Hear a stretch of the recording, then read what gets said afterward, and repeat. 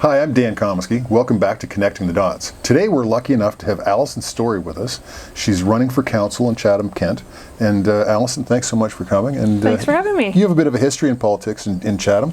So where's that start and why are you so interested about running for council now? Right. So I have a short and sweet history so far. I ran for mayor in the last election in 2018 and I came in second, my first time out. So I was pretty proud of what my team and I accomplished, and I'm excited to give it another try with Ward 6 in Chatham. I was born and raised in Chatham and spent most of my life here. I went away to school and worked overseas for a time, but I returned to Chatham to build my career and be close to family. I have a lot of family still in the community, and it's really important to me to start to give back. So I'm really excited to be here and looking forward to our conversation. Thanks so much. I understand you're in a band as well. Is that? I am in a few bands actually. Yes.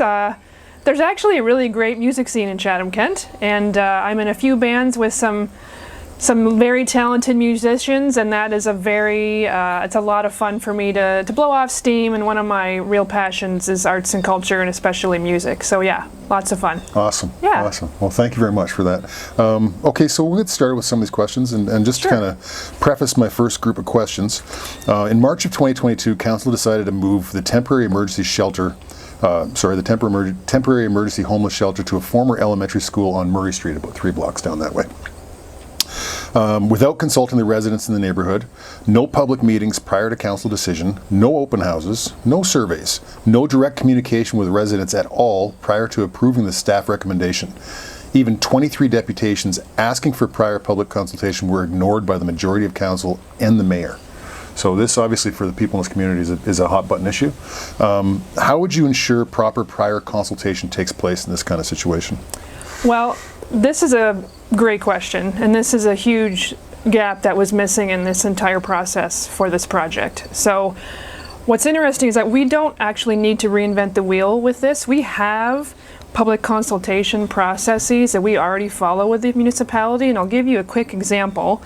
For example, if you want to make a change to your property, like add or remove a building, it's called a development review, and it's, in the interest of time, I won't go through every single step, but it's a very detailed consultation process that we already follow with the municipality. For example, there's pre-consultation, there's meeting with staff, meeting with outside stakeholders and other groups, to public notices in the local media, public meetings, reports to council. There's an appeal process. So we already know municipally how to roll out a public consultation process that is very robust, very detailed, and make sure that you hear the feedback from the people that you need to hear from. So that process already exists.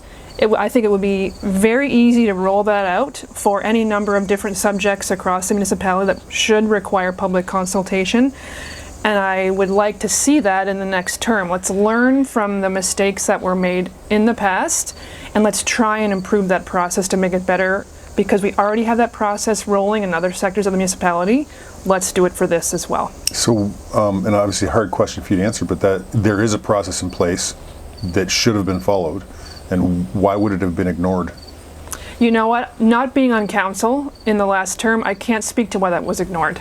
I don't know. I would like to see, all I can say now is that moving forward, we need to learn from that process what was done, what wasn't, and improve it for the next time. Thank you. Thank you. How would you ensure staff recommendations are more detailed and transparent to allow public consultation opportunities? And I think maybe we just spoke to that. Sure. I mean, just to add a little bit onto that, if council ever needs more information on any issue, they have the right, and quite frankly the obligation, to ask staff for more information. That's what they're there for. That's council's role, and it's a critically important one. So the relationship between council and administration is a delicate one. It's a critical one. It's led by the CAO. We have a brand new CAO that maybe will set the tone for more robust communication and transparency. So when you say CAO, what is that acronym? Sorry, that is the leader of administration, the Chief Administrative Officer. Okay. He just started yesterday, so I'm looking forward to seeing, how he will operate and work with staff and council. It's a great new opportunity. That's a really important relationship. It might be one of the most important relationships in the municipality, because you need to provide a well-balanced, unbiased set of information that allows elected officials to make informed decisions. That is the critical piece. So if council doesn't feel like they've received that, they need to ask for more. It's as simple as that. Wonderful, thank you. Do you think the Chatham-Kent Council requires more information from staff, should require more information from staff to make these effective decisions? I think, again, if they feel they need it, they should be asking for it. I always lean personally towards more information to provide more transparency for council and for the public, because having more information means council can make more informed decisions. More informed decisions helps citizens like you and I become more informed. More informed citizens ensures more transparent and responsible government, and more responsible government means better decisions for all of us. So it really benefits us all to ensure that council can make informed decisions. Awesome, thank you. Okay, so just the next group of questions here. On March 7th of 2022, a staff recommendation to expand facilities and programs at Hope Haven was put on hold to investigate a $1.2 million offer from a secret group of investors to move the shelter away from downtown. The new staff recommendation with the new investor option was presented as a done deal in the Chatham Daily News on Friday, March 18th, so 4 days later, and passed by council and mayor on March 21st, 2022. Would you have voted for a homeless shelter in a residential neighborhood at all, and why or why not? Well, again, not being on council in the last term, I can't comment on what I would have done as councillor because I don't have access to all of the information that they were given. I don't know what type of discussions they had. I don't know what type of discussions they had behind closed doors. I don't know which private citizens or private developers they talked to. And I don't know a lot of the details. Mm-hmm. And I think maybe that's part of the problem with all of us. That there's still a lot of questions. Right. So I can't speak to how they made their decisions because I don't have the full picture. But moving forward, for any decision like this, I would expect and ask for, as a councillor, a detailed and extensive consultation process with neighbors, with businesses in the area, with community organizations, with emergency services and law enforcement, with our government partners, because they provide a lot of funding for these initiatives, and of course those with lived experience being homeless. And once we've gone through that process, then I would expect a detailed and well-researched report from administration detailing the benefits, the drawbacks, and all relevant information to help council make an informed decision. So that's how I would handle it moving forward. That's great. Thank you very much. What kind of services and support should be in place for homeowners when a homeless shelter moves into a residential neighborhood or community? Right. So I will be the first to say I am not an expert in social services and people experiencing homelessness. It's a very complex issue, but in terms of neighborhood consultation, that is the key. First and foremost, regular and clear communication throughout the process with the neighbors. That is a baseline. And then to my previous answer, all the other stakeholders need to be around the table and at least consulted. I think perhaps a steering committee, I know folks get a little panicked about more committees to be on, but any kind of group of stakeholders that we've already talked about that meet regularly, whether it's online or in an email chain or in person, whatever makes the most sense, making sure that clear and regular communication is had so folks can raise issues, discuss problems, talk about solutions. It's something that you need to start addressing before the project even starts. Get that process in place. It's a complex issue and not something that we've seen in this community. It can't be solved overnight. There are people that dedicate their entire careers to learning about and working with people who are homeless. I'm not aware of anyone on council currently or running for council, and I include myself in this is not a criticism, that has a strong area of expertise in this issue. So we need to bring the folks who know and have lived experience in this subject matter to the table. And we all need to talk about it together. Thank you for that. That's great. And so actually to follow up on that, homelessness is not unique to Chatham-Kent. Obviously communities across the country are struggling with this problem and the problems that lead to homelessness. And with finding support services and resources necessary to help people, finding solutions, frankly. Yeah. What do you think are the leading causes to homelessness in Chatham-Kent?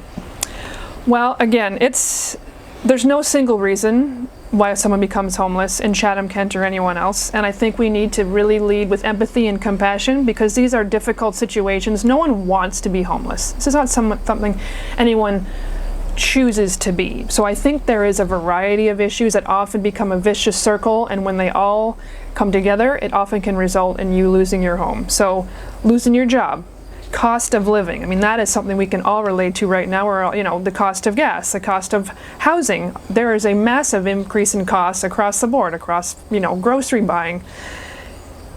You know, there's also social issues like your family breakup, of family violence, mental illness, poor physical health, substance abuse, physical, sexual, or emotional abuse, just to name a few. But the defining outcome is when you lose your home.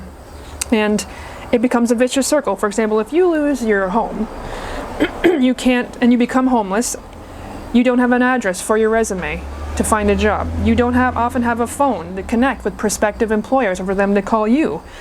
You don't have the resources perhaps to create a resume at home. You don't have access to clothing for interviews, or lack of proper nutrition to feel better, to function well, lack of transportation, and often lacking the job experience and job history. So all of those can create a perfect storm of circumstances that make it difficult once you are homeless to get out of it. So we need to really take a more holistic view about how to help those who are experiencing homeless.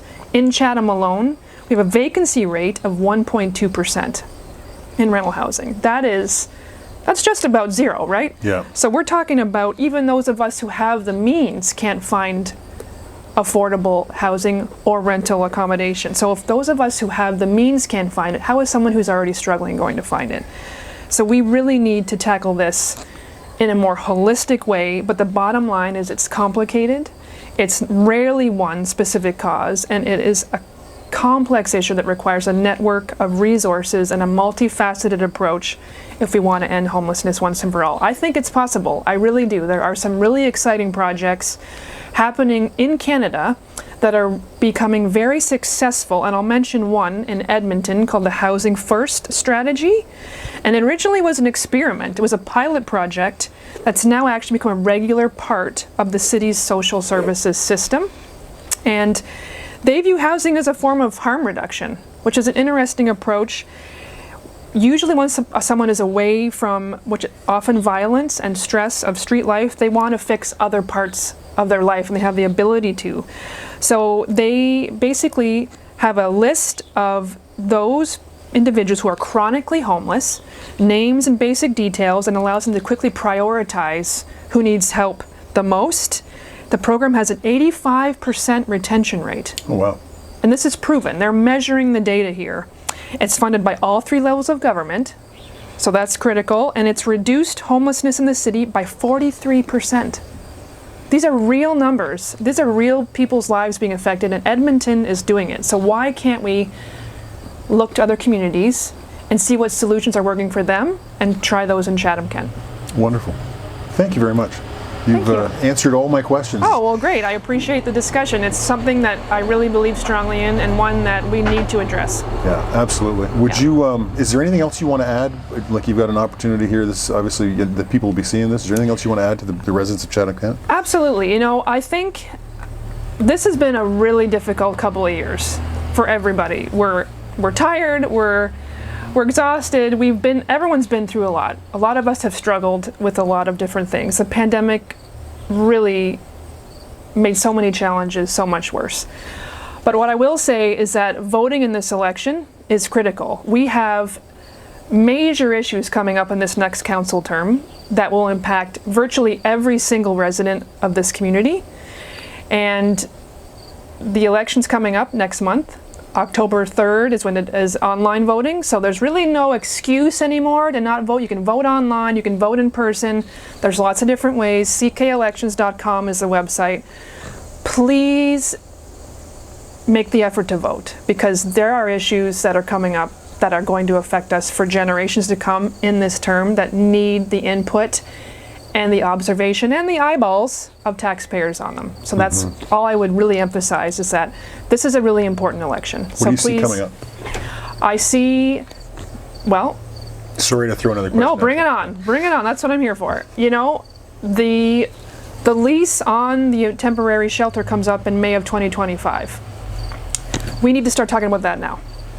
We can't wait till the last minute with our hair on fire and make a decision that might not be in the best interest of everyone involved. This is a decision that cannot be rushed. Let's start now planning for 3 years. That's what we should be talking about. What's happening at that site when that lease expires in May of 2025? Now, let's start talking about it and planning for that. There's a major downtown redevelopment project coming up that could affect our tax base for generations to come. Is that what we need right now? Can our community afford that? There's a lot of questions about that proposal. That needs to be discussed. That needs a little more transparency and information shared with the taxpayers. Let's see what's happening with that. So those are two big ones. We have erosion and shoreline issues, which are less of a problem in Ward 6 where we're sitting right now, but we still have the Thames River with flooding. We need to address our shoreline issues. That is a massive, massive infrastructure project that we don't have the money to pay for. So I would say infrastructure deficit, the solution or next steps for the Murray Street shelter and the downtown redevelopment proposal are issues that, whether you're in Chatham or not, whether you're in any community outside of Chatham-Kent, these are going to affect you. Absolutely. No question. So we all have an obligation as voters to do the homework and make the right decision. And as candidates like me, there's 17 of us in Ward 6, for example. Please talk to us. Please ask us the tough questions. Ask us what you want to know. Ask us how we'd vote in certain circumstances. Discussions like this are really important to know which candidates stand on what issues and how they feel about what they're going to do and how the solutions they can bring to the table. Because we have a great opportunity to make some really good choices next council term. Yep. And we all have an obligation as voters to make informed decisions, and please help us help you do that. Thank you very much, Alysson. Appreciate you coming in today. Thanks for your time. All right. Very nice meeting you. You too.